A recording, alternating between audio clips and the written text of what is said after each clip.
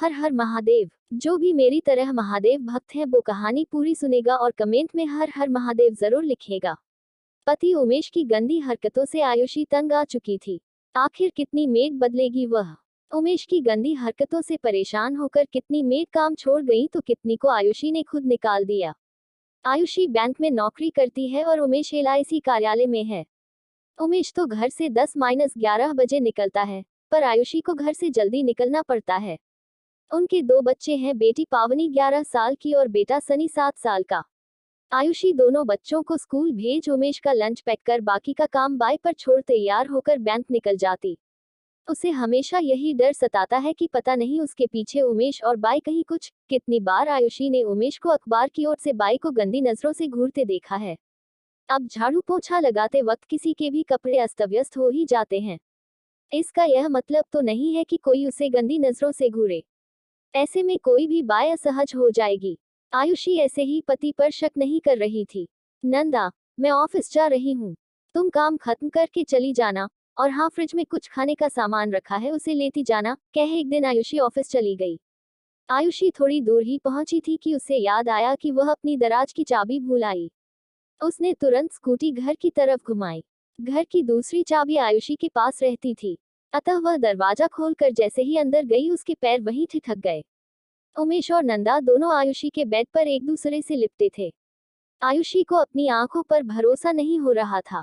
By तो भाग गई। उमेश हकलाते हुए कहने लगा, आयुषी मैं नहीं वही जबरदस्ती करने। आयुषी ने बिना उमेश की पूरी बात सुने एक जोरदार थप्पड़ उसके गाल पर दे मारा और फिर कहने लगी, शर्म नहीं आती तुम्हें झूठ बोलते हुए, बिना तुम्हारी मर्जी के वह और तुम, छी छी। कह आयुषी अपने आंसू पोंछते हुए आगे बोली, उस दिन को कोसती हूँ मैं, जिस दिन मेरी तुमसे शादी हुई थी। आयुषी ऑफिस तो चली गई, पर अपनी तबीयत खराब होने का बहाना कर तुरंत घर आ गई। पूरा दिन और रात वह सिसकती रही, किसी से कुछ नहीं कहा, न ही अपने बच्चों को इस बारे में कुछ पता लगने दिया। वह सोचने लगी कि कभी बच्चों को अपने पापा की इन गंदी हरकतों का पता चला तो दोनों नफरत करेंगे उनसे। उमेश की तो अब हिम्मत ही नहीं थी कि वह आयुषी के सामने जाए। आयुषी बच्चों को सुबह स्कूल भेजकर घर का सारा काम खत्म कर ऑफिस चली जाती थी। कोई भी कामवाली सुबह आने को तैयार नहीं थी। सब यही कहती कि 9 बजे के बाद ही आ सकती हैं। आयुषी का मन तो करता कि नौकरी छोड़ दे, पर बच्चों के स्कूल और पढ़ाई पर जो मोटा पैसा खर्च होता है वह कहाँ से आएगा। आसमान छूती महंगाई के युग में एक की कमाई से घर चलाना संभव नहीं था। एक बाई आई भी, पर कुछ दिन काम करके छोड़ गई। वही बात सुबह 8 बजे नहीं आ सकती। आयुषी की तो कमर जवाब देने लगी थी। आखिर वह घर बाहर कितना करेगी। आयुषी ने अपनी सहेली वैशाली से बाई के बारे में पूछने के लिए फोन किया, तो उसने बताया, हाँ एक बाई आती तो है मेरे घर काम करने, पर वह थोड़ी बूढ़ी है, अगर तुम कहो तो भेज देती हूँ। वैशाली की बात सुनकर आयुषी खुश हो गई, उसे यही तो चाहिए था। वह मन ही मन मुस्कुराई कि उमेश अब बूढ़ी औरत को क्या घूरेगा। कांताबाई दूसरे दिन से ही काम पर आने लगी। अब आयुषी को कोई फिक्र नहीं थी, सब कुछ सुचारू रूप से चल रहा था। कांताबाई 2-3 दिनों से नहीं आ रही थी। वैशाली से पता चला कि उसकी तबीयत ठीक नहीं है, इसलिए कुछ दिनों बाद आएगी।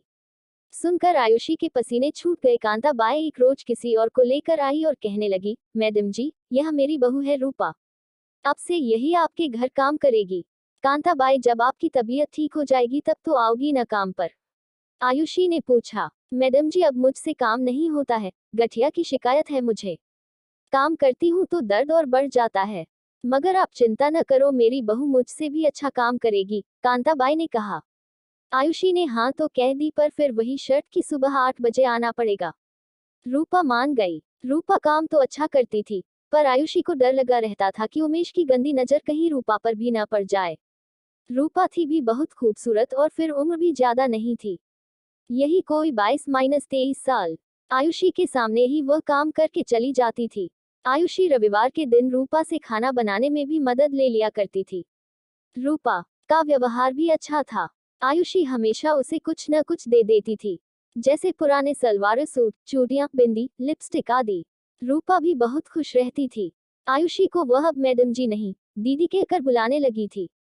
आयुषी ने जब एक दिन रूपा से पूछा कि तुम्हारा पति क्या करता है, तो बोली, दीदी मेरा मर्द मजदूरी करता है, हमारी शादी के अभी 2 साल ही हुए हैं। रूपा अपने मायके ससुराल, नाते रिश्तेदारों सब के बारे में बताती रहती थी। आयुषी अब रूपा पर भरोसा करने लगी थी, परंतु उसे अपने पति पर कतई भरोसा न था। रूपा को आयुषी के घर काम करते हुए करीब 7 महीने हो चुके थे। अब तो रूपा कभी बाहर ले भी आती तो आयुषी कुछ नहीं कहती थी। उसे लगता था कि अगर रूपा ठीक है तो उमेश कुछ नहीं कर सकता है। रूपा अब बड़े सलीके से सज-धज कर रहने लगी थी। आयुषी ने एक दिन पूछ ही लिया, रूपा, आज तो तुम बहुत अच्छी लग रही हो और ये तुम्हारा सलवार सूट भी कहाँ से खरीदा? बहुत ही सुंदर रंग है। रूपा कहने लगी, दीदी, मेरी माँ ने दिया था। रूपा का चेहरा कुछ दिनों से बड़ा ही खिला खिला सा लगने लगा था। आयुषी ने पूछा भी, रूपा आजकल बड़ी खुश नजर आ रही है, कोई बात है क्या? तब रूपा ने मुस्कुरा कर कहा, नहीं दीदी। रूपा कुछ महीनों से काम करने लेट से आने लगी थी। पूछने पर कहने लगी, मेरी सास बीमार है, इस कारण देर हो जाती है।